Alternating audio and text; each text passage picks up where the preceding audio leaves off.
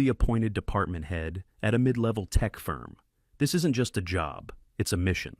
The place I'm taking over is the IT infrastructure division. It has a reputation for being a stagnant pond of male energy. My boss, Elio, who's a senior director, basically told me to shake things up. He used corporate language like modernize the culture and improve collaborative synergy. I knew what he really meant. Get rid of the old boys club mentality.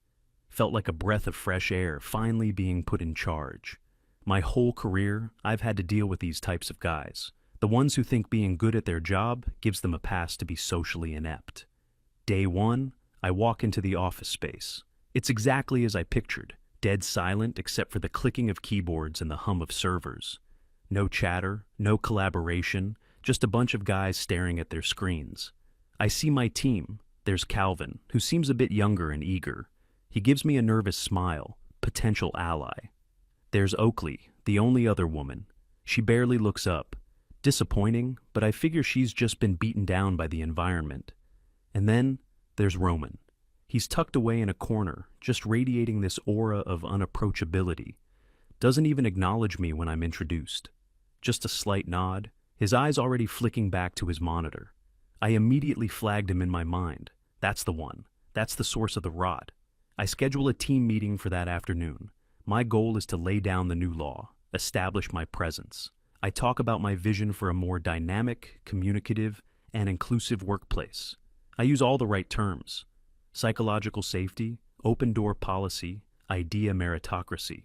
Most of the team nods along, probably just to get it over with. Calvin is nodding enthusiastically. Good. Oakley is doodling on a notepad. Roman is completely still, just staring at me with a blank expression. It's unnerving. It feels like he's analyzing me, judging me. Then I start discussing our current major project, a server migration. I outline my new, more aggressive timeline to show Elio I mean business. I finish my big speech feeling pretty good about it. I ask if there are any questions. The room is silent for a few seconds. Then Roman speaks for the first time. His voice is low and flat.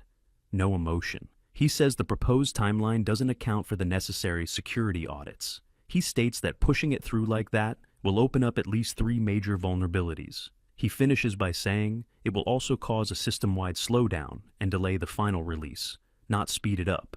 He doesn't say it like an opinion. He says it like he's reading a weather report. The air in the room just freezes.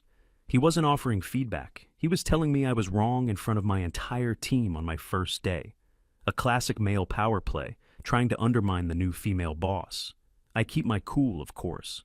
I thank him for his input and say that we need to embrace a more can-do attitude. I tell him I'll take his concerns under advisement. The meeting ends shortly after. The damage was done. He'd drawn his line in the sand. I knew then and there that he had to go. A few days later, I start my campaign. I call Roman into my office for a one-on-one. I want to document everything. I start by asking him how he's feeling about the new direction of the department. He just says, it's a change. No enthusiasm, no buy-in, just passive resistance. I tell him that his communication style in the meeting could be perceived as adversarial. I explain that we need to foster an environment where people feel safe to propose ideas without being immediately shut down.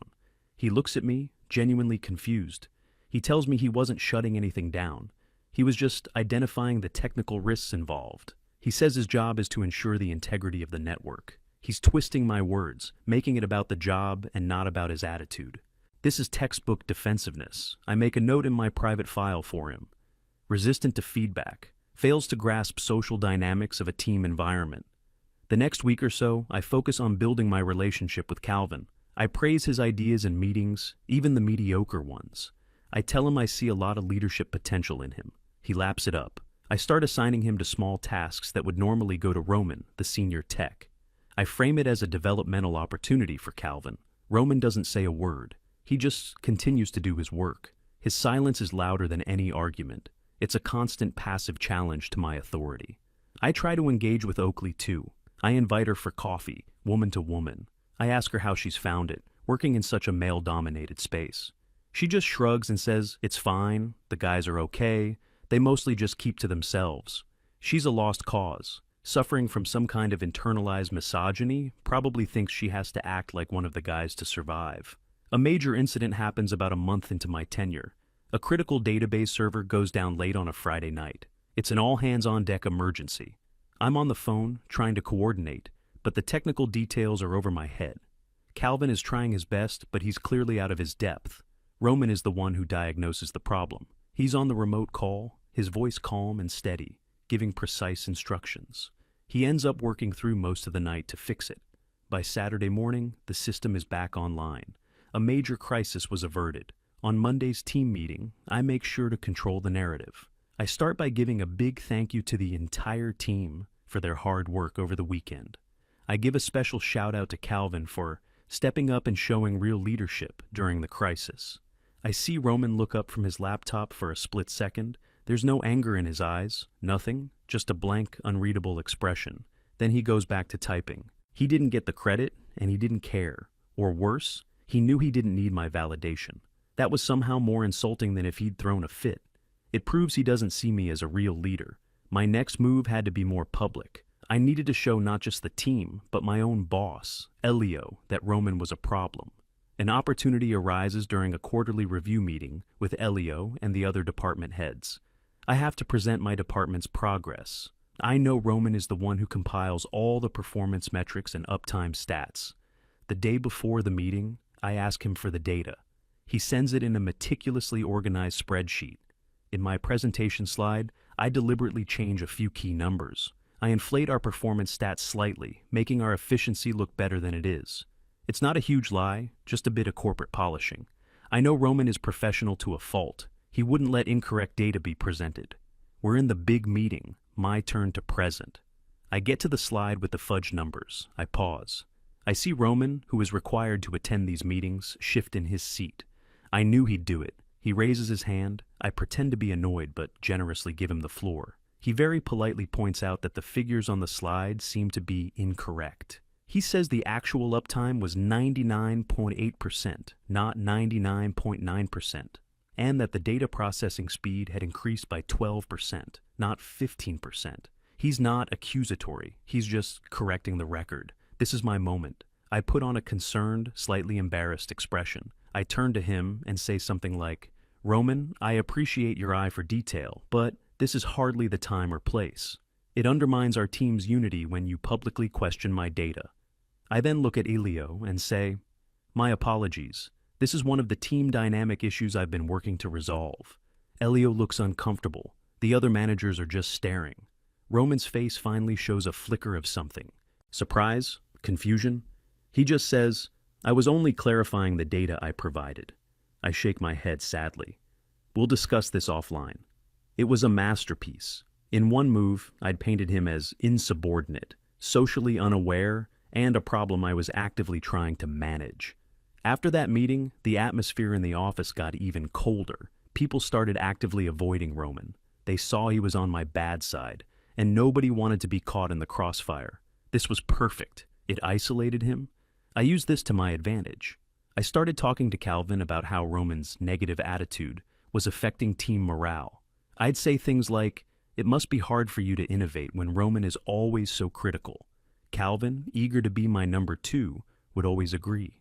"Yeah, it's really tense," he'd say. "You can feel it." I asked him if he'd be willing to put some of his feelings in an email to me, just for my records, so I could address it with HR if needed. He agreed without hesitation. I now had a witness. My file on Roman was getting thicker. I documented everything. One time, he sent an email that was very direct and to the point about a technical issue. I wrote it up as, "Sends blunt, borderline hostile emails, lacks basic interpersonal skills." Another time, I organized a mandatory fun team-building lunch. Roman declined, saying he had a prior commitment. I documented it as, "Refuses to participate in team-building activities, actively works against creating a positive team culture." I started giving him impossible tasks with vague instructions. I'd send him an email asking him to optimize the back-end database. That's not a real task. It's a month-long project. He'd reply with a list of clarifying questions. What are the performance targets? What's the budget for new hardware? What's the acceptable downtime window? I would just ignore the email. A few days later, I'd ask him for a status update in a team meeting. He'd have to say he was still waiting for clarification from me. I'd then sigh and say that we need people who can take initiative and not wait to be spoon-fed instructions. Every interaction was a new entry in my file. I was building an airtight case of incompetence and insubordination. The irony was that his actual work performance was flawless. The systems he managed never went down. Every project he was on was completed on schedule, despite my interference. But performance isn't everything. Culture is what matters. And he was a cultural cancer. I felt like I was doing the right thing. I wasn't just getting rid of a difficult employee. I was fighting the same old toxic male archetype I'd been fighting my entire life. The quiet, arrogant type who thinks his technical skills make him superior. The kind who resents a woman being in charge. By around the end of that quarter, I decided I had enough. The file was thick. I had emails from Calvin. I had a documented pattern of behavior. I scheduled a meeting with the head of HR. I walked into her office, professional and concerned. I laid out my case. I didn't present it as a personal issue. I framed it as a manager trying to protect her team. I used all the keywords HR loves. I said Roman was creating a hostile work environment. I mentioned his passive-aggressive communication and refusal to integrate. I talked about the impact on team morale, citing my conversations with Calvin. I showed her my log of incidents, the public undermining in the meeting with Elio, the refusal to join team activities, the hostile emails. The HR manager was nodding along, her expression serious. I had her. She saw me as a proactive manager trying to solve a people problem. I told her I'd tried everything: one-on-one coaching, clear feedback, team-building exercises. I said that, unfortunately, I believed we were at the point where termination was the only option left. For the good of the department, she reviewed my file and Calvin's emails. She agreed that I had a strong case. She said that based on the documentation, his behavior was a clear violation of the company's code of conduct regarding a respectful workplace. She told me she would schedule the final meeting. It would be me, her, and Roman. I walked out of that office feeling a huge sense of victory. I had done it. I had followed the process perfectly. I had played the corporate game, and I had won. I was finally going to remove the one element that was holding my team back. I imagined the office without his silent, judgmental presence. It would be a better place, more collaborative, more vibrant. The meeting was set for the following Tuesday. I spent the weekend feeling relaxed for the first time in months. On Monday, I was walking on air. I gave Calvin a nod in the hallway, a little signal that our problem was about to be solved. He gave me a grateful smile. I saw Roman in the kitchen, making coffee. He looked at me, and for the first time, I thought I saw something in his eyes. It wasn't anger, it wasn't fear, it was pity? No, that couldn't be right. I was just projecting. He knew nothing. He was about to be fired, and he had no idea. I just smiled a tight, professional smile and walked away. The next day arrived, the day of the meeting. I put on my best power suit. I felt invincible. I walked into the HR conference room a few minutes early. The HR manager was already there, arranging some papers. We exchanged pleasantries. She was fully on my side. A minute later, the door opened and Roman walked in. He was holding a leather portfolio. He sat down opposite us. His expression was the same as always, calm, neutral. The HR manager started the meeting. She used the standard impersonal script. Roman, we've called you here today to discuss some ongoing performance and behavioral concerns. I then took over. This was my show. I calmly, methodically, and professionally laid out the case against him, just as I had for the HR manager before.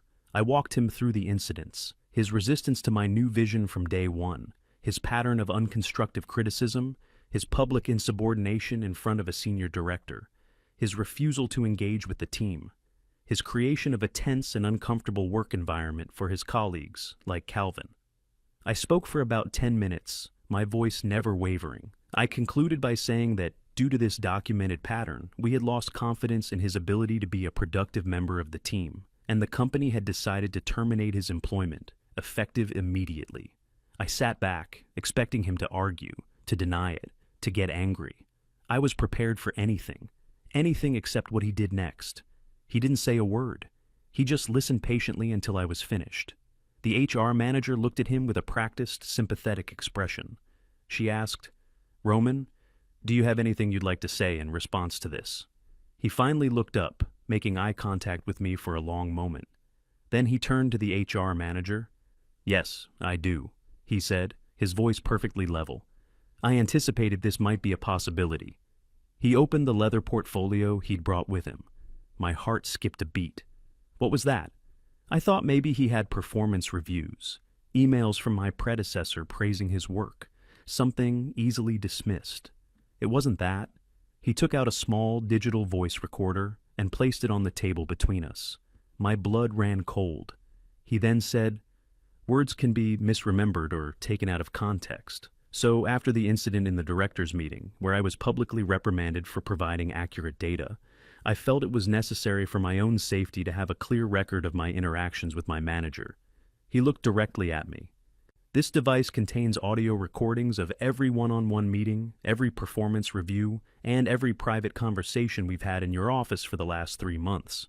He then turned back to the HR manager. "I'm sure if you listen to them, you'll get a very different picture of who was creating the hostile work environment." The silence in the room was absolute. I stared at the little black rectangle on the table. Every lie, every veiled threat, every bit of gaslighting, every time I twisted his words to build my case. It was all on there. I opened my mouth to speak, but no sound came out. My mind was just a vortex of pure, unadulterated panic. My entire world just collapsed into that little black device on the table. The first coherent thought that broke through the static in my brain was damage control. I found my voice, but it came out strained, a full octave higher than usual. "You can't do that. That's illegal. You can't record someone without their consent." I was grasping at straws, trying to find a rule, any rule, that would make this go away. Roman didn't even look at me. He kept his focus on the HR manager. She was the one who answered, her voice devoid of any of the sympathy she'd shown me just minutes earlier. Her tone was now clipped, official. "Our state is a one-party consent jurisdiction for recording conversations.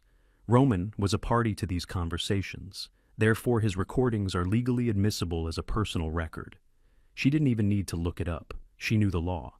My last hope evaporated. The HR manager looked at me, then at the recorder, then back at me. She said, "In light of this new information, we're going to have to suspend this meeting." She stood up.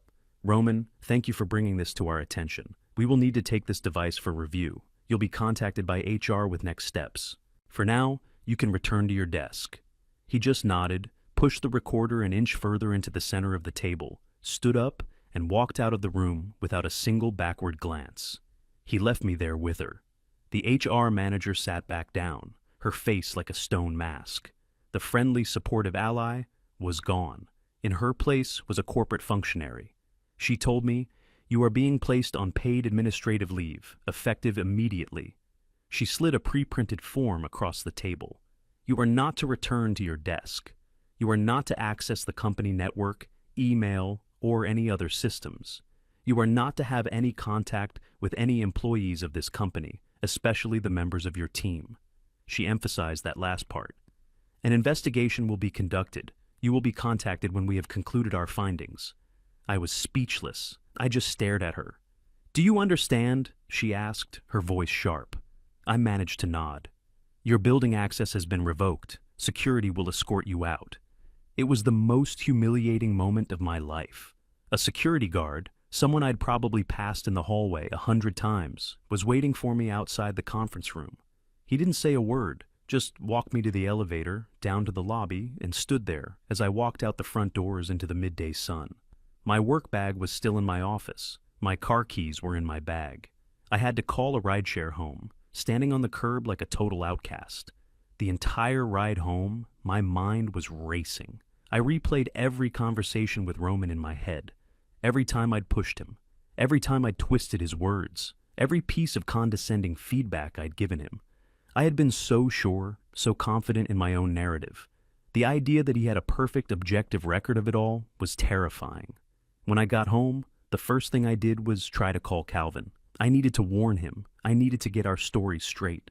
If he backed me up, it would be my word and his against a bunch of audio recordings that they probably couldn't even use anyway, right? My mind was still trying to find a loophole. His phone went straight to voicemail. I sent him a text. "Call me. Urgent." No reply.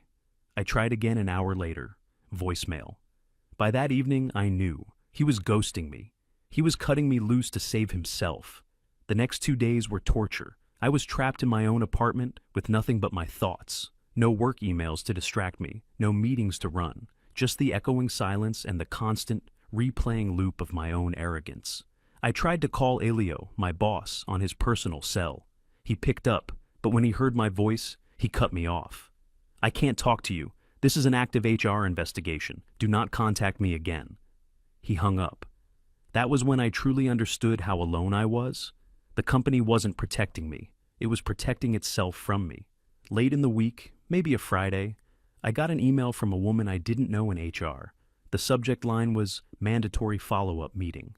It was scheduled for the following Monday morning at the corporate headquarters downtown, not my usual office building. My stomach was in knots all weekend. I barely ate. I couldn't sleep. I walked into that building on Monday feeling like I was on my way to my own execution. The meeting was in a different kind of conference room. It was much larger, more formal. The HR manager was there. With her was a man in a very expensive suit who introduced himself as the company's chief legal counsel. That was not a good sign. They didn't offer me coffee or water. They just told me to sit down. The lawyer started speaking. He informed me that they had completed their initial review of the evidence. This included the audio recordings provided by Roman, as well as interviews with other members of the IT department. He said, "We've listened to the recordings, all of them." He opened a file in front of him. "We found a disturbing pattern of behavior." He then proceeded to read my own words back to me. He quoted the first one-on-one meeting, where I told Roman his factual, technical feedback was adversarial. He quoted the meeting where I assigned him the vague task of optimizing the database, and then ignored his requests for clarification. He quoted my conversation where I accused him of creating a hostile environment for Oakley, despite him barely ever speaking to her. Hearing my own calculated, manipulative words read aloud in the sterile, emotionless voice of a lawyer was a uniquely horrifying experience. They weren't just my words anymore. They were evidence in a case against me. He then moved on to the interviews. "We spoke with Oakley," he said. She stated that Roman was quiet and professional, always helpful when she had a technical question, and that she had never once felt uncomfortable or threatened by him. In fact, she stated she felt more uncomfortable by your constant attempts to draw her into a conflict she had no interest in. That stung. The woman I thought was a victim of the patriarchy actually saw me as the problem. Then came the final nail in my coffin. "We also spoke at length with Calvin," the lawyer said, his eyes fixed on me. I braced myself. "Calvin admitted to coordinating with you to build a case for Roman's dismissal.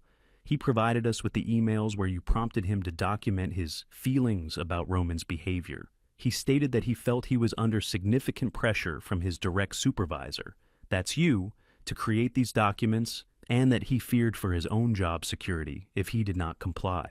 A complete and total betrayal. He had thrown me under the bus, backed it up over me, and then driven it forward again for good measure." The lawyer closed his file. "The evidence is overwhelming," he said.